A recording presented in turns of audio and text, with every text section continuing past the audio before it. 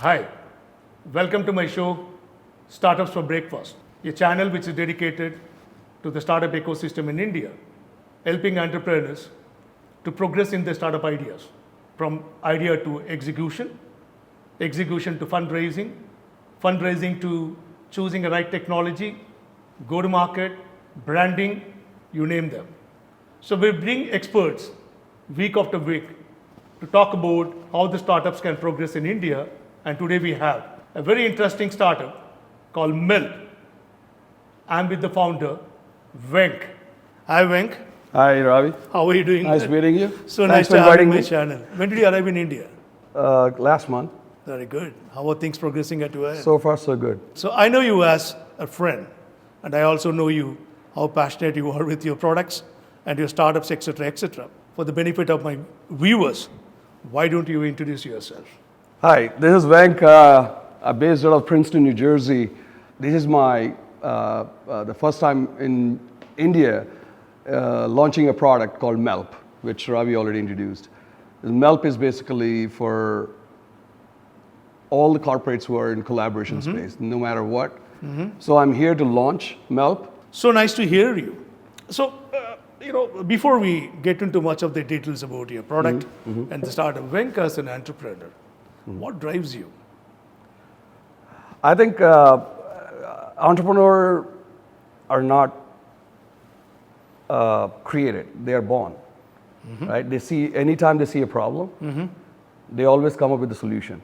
If they have seen a pain points, whether it's for personal or professionally, right? They want to come up with a product. Brilliant. Right? Brilliant. If I'm having a problem, I'm sure there are people out there, and percentage-wise, there's always a problem that you want to solve it for. I worked for only a couple of investment banks, very short period of time after completing my master's in computer science.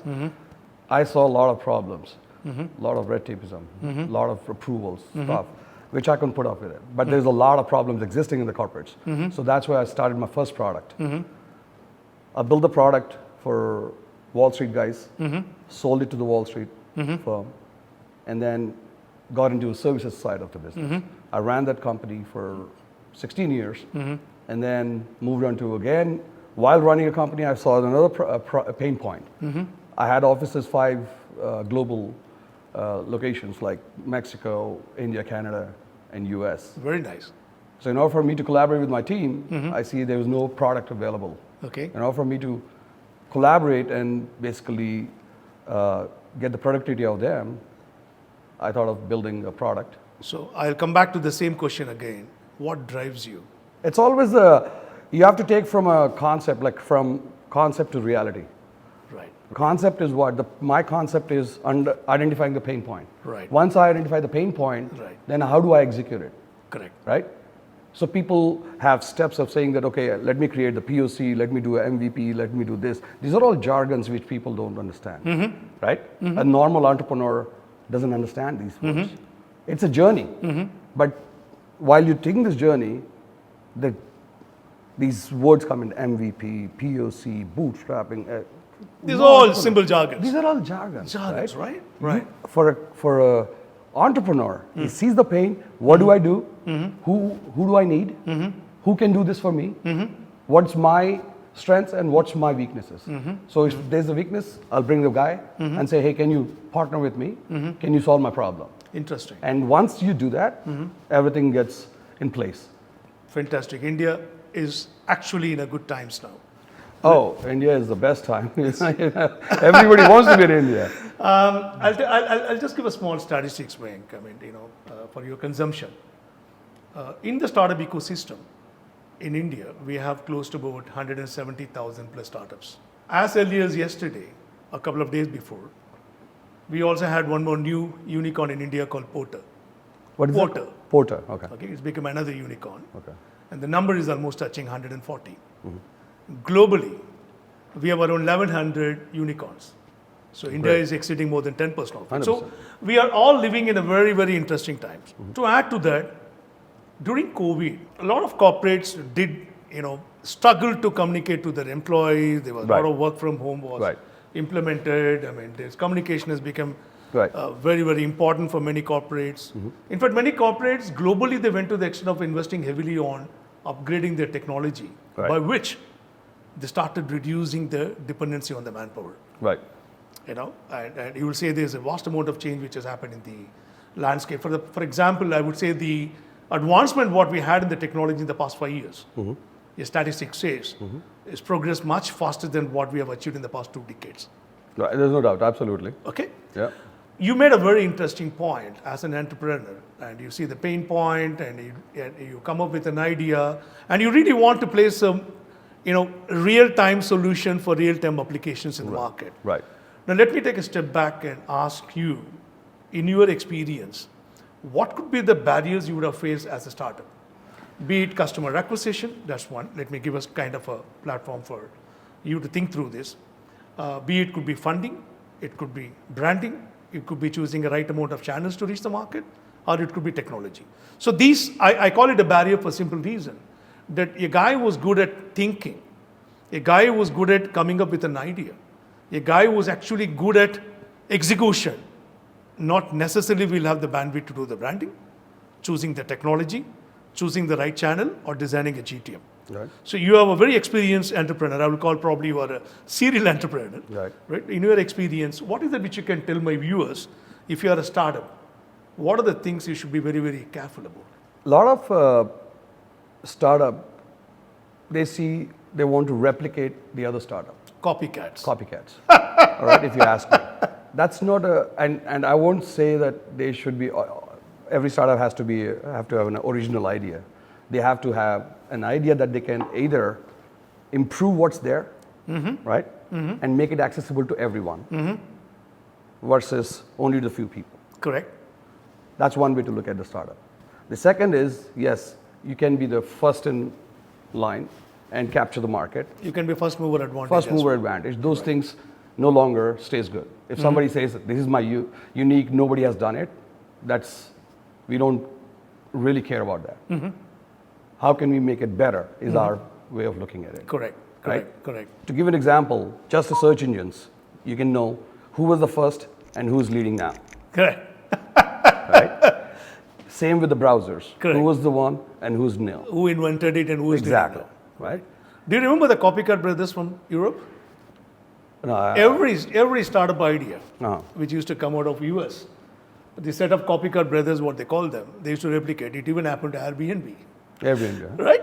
So they're typically copycat and Yeah. most of the American ideas, Yeah. and they sell it back to the same guy who invented it. Exactly. Right? Right. So a lot of guys who do it for fun. But I think you made a very interesting point that you can be a copycat, but nevertheless, You have to- you have to improve it and give a much Exactly. more better application. Right. That's one way of looking at it. The second is, when you become an entrepreneur or you want to solve a world's problem, you should have a skin in the game. Absolutely. And people don't have skin in the game when they do startups. What they do is they have graduated from the great institutions, right? They have a great board or advisors getting them, so that they can raise money. They can expect people to come and invest in an idea. Exactly. They'll make a nice PowerPoint presentations. Correct. Right? Right. They are really, a strong team of advisors who are telling them, oh, go get money out on the street. Okay. So it's like trying to do a business in somebody Business. else's funding. Yes. My approach is, if I have an idea, I will sell everything, what I have, to make it happen real. I do remember. And that's what exactly I did. I I do gave up my high-paying investment banking job as a tech lead when I was only 24 years old. Correct. And thanks to my wife, right, that she supported me and said, okay, you sit at home. I sat for 3 years, built a product, and sold the product. Excellent. I'm done.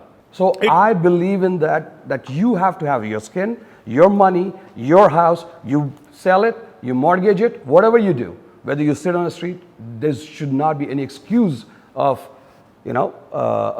not bringing your concept to reality. I do remember, I think it was a couple of years ago, when we were sitting across casually discussing about startup ideas, you did mention, if you don't have a skin in the game, and you can't expect the investors to come and invest. I think that's a very, very valid point. The most important thing the startups need to realize is, you might have an idea, you might have a credential, it could be education, or it could be whatever, it could be a very strong PowerPoint presentation. Until you don't have your skin in the game, it's not going to work, Right. isn't it? Right. So another question, I mean, it's a follow question then. Okay, you had an idea. You know how to execute that. You decided to put your skin in game. You said you took a 3-year pause and your spouse was very good enough to support you. That's it. Then you decided to build the product. Now we're here and we are going to discuss about that, right? So in the process, a startup necessarily need to understand idea and execution as well as bootstrapping. I know you don't like using the jargons. So if you are ready, then how is they need to approach the investment community? Can you throw some light on that for my... For me, it's not about the investment community, right? It's about you first, right? It's like a idea is one thing and the pain point is another thing, right? I would give more weightage to pain point, solving a pain point than idea, Okay, right? okay. If you ask, you'll have a dime a dozen ideas, right? But those ideas not necessarily will solve the pain point. It won't have a real world application. Real world application. Right. Anytime I think about doing something and put my skin or put all my resources, whatever I have, I'm all in, like in poker, all in. So I'm one of those guys who will take a pain point and try to solve it and see who are the people who are facing it. And I want to do it for globally, not just locally for anyone. It should not be just for, pain point is only for you and me. It should be as widespread can be. Correct, correct. And it can solve those pain points. Right. Right? That's where I start with my idea. Okay. I never say, it's my idea, let's do this. No. I always say, oh man, everybody's facing the problem. How do we solve this thing? Right? Oh, this big company, you can't compete with the big giants. No. You can compete with anybody you want as long as you believe in it, you put up a team, you sell all your, you're all into that. You have to give yourself time. Nowadays, startups, I would not say startups also, heavily funded, they burn it. They don't know what they're doing. They're burning the cash They're burning the cash. without any particular objective. They can have a valuation of $1 billion or unicorn, they can. But now you go check the data point. Metrics. Right? Metrics. Yeah. You'll know they're all been unicorns 5 years ago. Where are they now? That Right? brings to me a very interesting question. Historical evidences which shows in India, I mean, you took the name of unicorn, the valuation was one of the best in the world. I don't want to name the company. Yes. Probably in edutech space or health tech space. A couple of A examples. lot of space, yeah. A lot of examples we have. They miserably failed in governance. Yeah. Okay, they didn't follow through the governance process, and nepotism was very, very evident in the way they managed the business.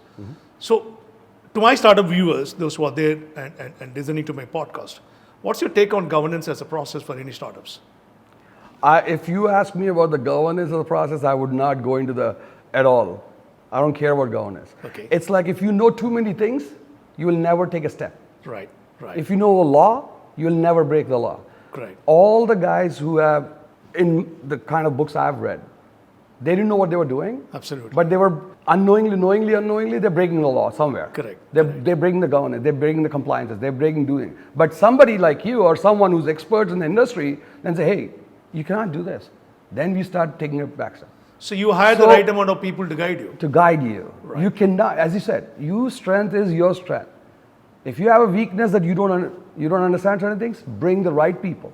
Absolutely, absolutely. That's the main objective of my channel. Yeah. It's like giving back to the society. Yeah, In the always. event, if you need any help, be it governance or go-to-market or branding or idea to execution, raising funds, you can write to us. We are here to help @startups.com. We will come back again. Thank you so much for watching our episode with Venk. Venk, thank you so much. Thank you. Thanks, sir. What's your passion? Right now is my product. Can't live, I would say it's my first child right now. Absolutely. Sorry, Arya and Aishwarya. If